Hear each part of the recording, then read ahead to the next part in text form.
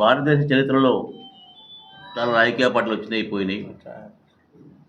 కానీ కాంగ్రెస్ పార్టీ ఏకైక పార్టీ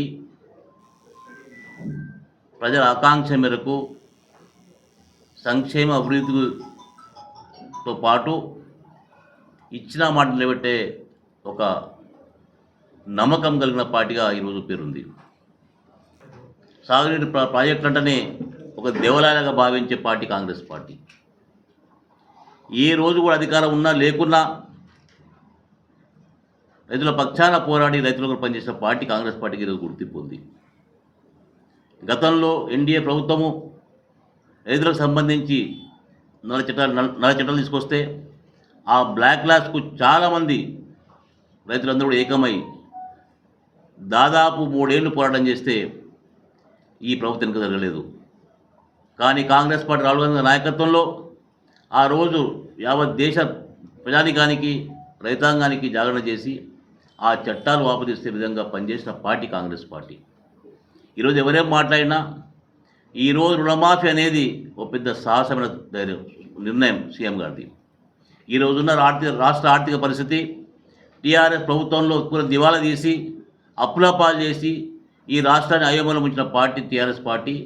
దాని ఈరోజు రేవంత్ రెడ్డి గారి నాయకత్వంలో మళ్ళీ గాడిని తీసుకొచ్చి ఆయన మాట ఇచ్చారు కాబట్టి ఆ మాట నిలవాలని చెప్పి ఈరోజు రైతులకు 2 లక్షల రుణాలంటే దాదాపు 31,000 కోట్ల రూపాయలు 31,000 కోట్ల రూపాయలు ఈరోజు మాఫ్ చేసే కార్యక్రమం తీసుకున్నారు.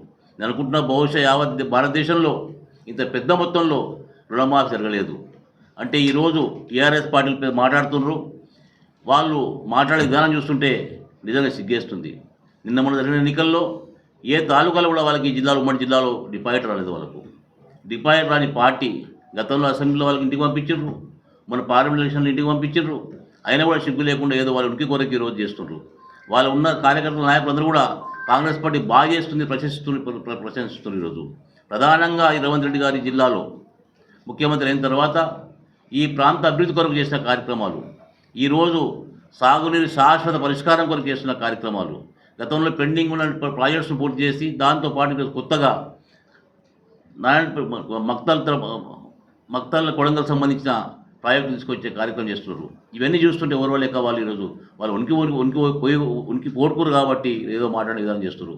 కాబట్టి నేను మిత్రులారా మీతో ఈ ప్రజానికి చెప్పదలుచుకున్నా, ఈ దేశంలో ఏ రాజకీయ పార్టీ ఉంది, ప్రజల పక్షాన్ని నిలబడే పార్టీ ఉంది, సంక్షేమాన్ని నమ్మే పార్టీ ఉంది, అభివృద్ధి నమ్మే పార్టీ ఉందంటే కేవలం కాంగ్రెస్ పార్టీతో వేరే పార్టీ కాదు. ఇచ్చిన మాట నిలబెట్టే గుణము కాంగ్రెస్ పార్టీ డిఎన్ఎల్ ఉందని చెప్పక తప్పదు. కాబట్టి ఈరోజు మేమందరం కూడా జిల్లా ప్రజల తరఫున ప్రధాన రైతుల తరఫున ముఖ్యమంత్రి గారికి చెప్పుకుంటూ తప్పక మీరు చూపించిన దారిలో తప్పకుండా ప్రజలు నడుస్తారని చెప్పి ఆశీస్సులు తెలుసుకున్నాను. జై హింద్, జై కాంగ్రెస్.